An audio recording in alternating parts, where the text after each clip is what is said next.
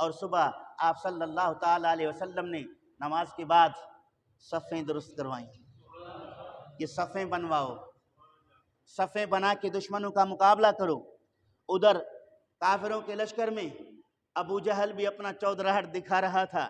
کسی کا بازو پکڑ کے اس کو آگے کر رہا تھا، کسی کا بازو پکڑ کے اسے پیچھے کر رہا تھا، ادھر کھڑے ہو جاؤ، وہ بھی کر رہا تھا.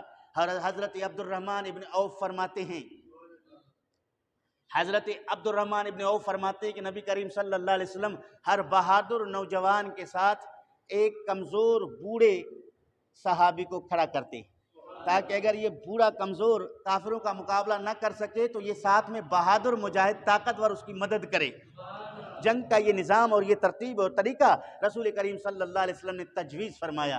حضرت عبد الرحمن فرماتے ہیں میں عالم شباب میں تھا، مجھے اپنے جوڑوں پر، اپنی جسم، اپنے قد و قامت پر بڑا ناز تھا کہ رب ذوالجلال نے مجھے ہر طرح سے ظاہری قوت سے نوازا ہے. میں کھڑا تھا لیکن نبی کریم صلی اللہ علیہ وسلم نے میرے دائیں بائیں افرا کے دو بیٹے، افرا کے ایک معوذ ایک معاذ، ان دو کو کھڑا کر دیا جو عمر میں چھوٹے ہیں. میں نے ادھر دیکھا یہ بھی معصوم لگ رہا ہے چھوٹا، ادھر دیکھا یہ بھی کمزور لگ رہا ہے چھوٹا. انسان بشر ہے نا، خیالات دل میں پیدا ہو گئے کہ اللہ کے محبوب صلی اللہ علیہ وسلم نے ایک طرف اگر بچہ کھڑا کیا ہے تو دوسری طرف کوئی جوان کھڑا کر دیتا. اب اس طرف بھی بچہ ہے، اس طرف بھی بچہ ہے، ان دونوں کے بیچ میں میں کھڑا ہوں. اگر مجھ پر یک بارگی حملہ ہوا تو یہ بچے میری حفاظت نہیں کر سکیں گے. اگر اس میں سے ایک بچے کے پر حملہ ہوا تو میں اس کی حفاظت میں مشغول ہو جاؤں گا. دل میں یہ خیال پیدا ہو گیا. فرماتے میں ابھی سوچ رہا تھا کہ مجھے پیٹھ پر ایک بچے نے یوں تھپکی لگا کے توجہ دلایا کہ میں پہلے سے ہی ذرا سا پریشان تھا کہ میرے دونوں طرف کمزور لوگ ہیں، بچے کھڑے ہیں. جب اس نے یوں کیا تو میں نے دیکھا کیا ہے. کہنے لگے چچا جان دکھاؤ ان میں ابو جہل کون ہے. چونکہ ہم مکے کے نہیں، ہم مدینے کے ہیں. مدینے کے لوگوں نے ابو جہل کو نہیں دیکھا. ہم انصاری صحابہ کے بچے ہیں، ہم نے ابو جہل کو شکل و شبہات سے نہیں جانتے. چچا جان بتاؤ ابو جہل کہاں ہے. حضرت عبد الرحمن نے کہا کہ بیٹے ان ابو جہل کا پوچھ کے کیا کرو گے. کہا ہم اس کے قتل کرنے کا ارادہ رکھتے ہیں، ہم اس کو مارنے کا ارادہ رکھتے ہیں. حضرت عبد الرحمن کہتے ہیں پہلے میرے دل میں خیال تھا کہ یہ دو بچے کمزور ہیں، اب میرے دل میں خیال پیدا ہو گیا یہ بچے تو مجھ سے کہیں زیادہ بہادر لگ رہے ہیں، یہ کوئی کمزور نہیں ہیں، یہ مصطفیٰ کریم صلی اللہ علیہ وآلہ وسلم کے صحابہ ہیں، یہ قربانی دینے کے لیے کھڑے ہیں. فرماتے ہیں کہ مجھے بچوں نے بار بار پوچھا. میں نے کہا کہ ابو جہل کو مارنے کا ارادہ کیوں کیا. کہنے لگے کہ نبی کریم صلی اللہ علیہ وآلہ وسلم نے جنگ کا اعلان کیا. ہماری امی جان نے سن کر وہ رونے لگی. ہم نے اپنی امی جان سے پوچھا امی آپ کیوں روتی ہیں. ہماری ماں نے ہم سے کہا کہ تمہارے والد محترم کا انتقال ہو گیا ہے، اگر وہ حیات ہوتے تو آج مصطفیٰ کریم کے اس لشکر کا سپاہی بن کر جنگ میں جاتے. فلاں کے گھر سے ایک شخص چلا گیا ہے، فلاں کے گھر سے ایک شخص چلا گیا ہے، فلاں کے گھر سے ایک شخص چلا گیا ہے. ایک میرا گھر ہے، میرے پاس صرف یہ میرے چھوٹے بچوں کے علاوہ کوئی اور ہے نہیں جو مصطفیٰ کریم کے لشکر میں ایک مجاہد کو بھیج کر میں اعزاز حاصل کروں. میں کسی شہید یا غازی کی ماں بنوں، شہید یا غازی کی بہن بنوں، یا شہید یا غازی کی بیوی بنوں، لیکن یہ موقع اللہ نے مجھے عطا نہیں کیا. ان بچوں نے کہا کہ امی جان اجازت دو، آپ کی خواہش ہم پوری کرتے ہیں، اس کام کے لیے ہم تیار ہیں. ماں خوش ہو کر ہمیں اجازت دی. رسول کریم صلی اللہ علیہ وآلہ وسلم نے ہمیں کمسن سمجھ کر واپس کرنا چاہا. ہم رسول کریم کی بارگاہ میں رو رو کر عرض گزار ہوئے. نبی کریم صلی اللہ علیہ وسلم نے میرے بڑے بھائی کو قبول کیا، مجھے قبول نہیں کیا.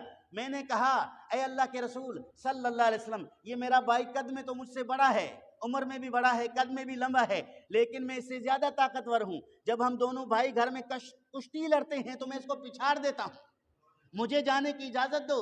نبی کریم مسکراتے رہے.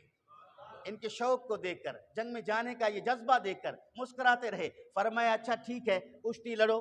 چھوٹے سے کہا اگر تو جیت گیا تو لے چلوں گا، اگر تو ہار گیا تو واپس جانا پڑے گا. چھوٹے نے کہا یا رسول اللہ فیصلہ منظور ہے. نبی کریم صلی اللہ علیہ وسلم نے دونوں کو اجازت دے دی. دونوں اپنے کپڑوں کے ساتھ کشتی لڑ رہے ہیں.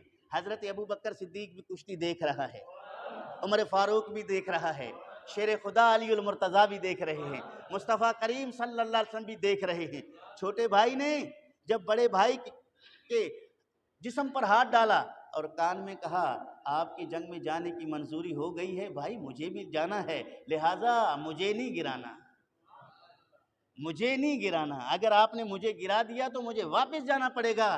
بڑے بھائی نے کہا کہ میں نے اپنے بھائی کی مدد کی خاطر میں نے کوئی اپنی قوت استعمال نہیں کیا، زور استعمال نہیں کیا، آخرکار چھوٹے بھائی نے مجھے پچھاڑا، میرے سینے پر بیٹھ گئے۔ مصطفیٰ کریم صلی اللہ علیہ وسلم نے ہم دونوں کو جو ہے جنگ میں جانے کی اجازت دے دی۔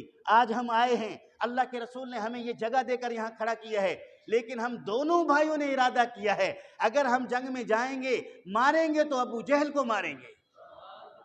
کیوں؟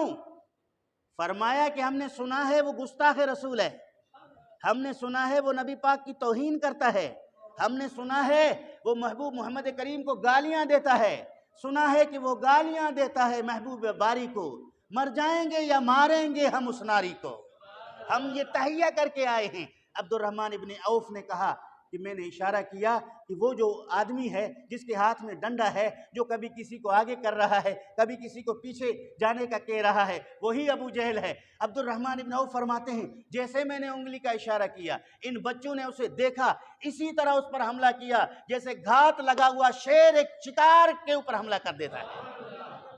ابو جہل کو سنبھلنے کا موقع نہیں دی، آخرکار انہوں نے دونوں طرف سے تلواروں کا وار کر کے انہیں گرا دیا۔ اکرمہ بن ابو جہل اس وقت مسلمان نہیں تھے، اس نے دیکھا بچوں نے میرے باپ کو گرا دیا، اس نے اپنے ساتھیوں کے ساتھ حملہ آور ہوئے ان نوجوانوں پر، ان بچوں پر۔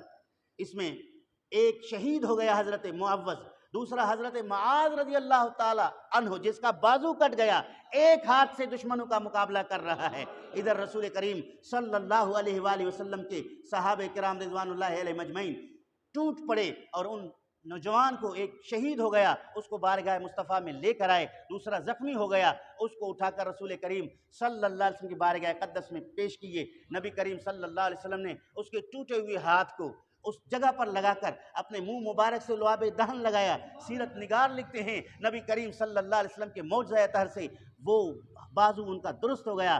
پھر وہ حضرت عثمان غنی رضی اللہ تعالیٰ کے دور اقدس تک وہ زندہ رہا اور حضرت عثمان غنی کے دور خلافت میں وہ وفات پا گئے۔ حضرت معاذ رضی اللہ تعالیٰ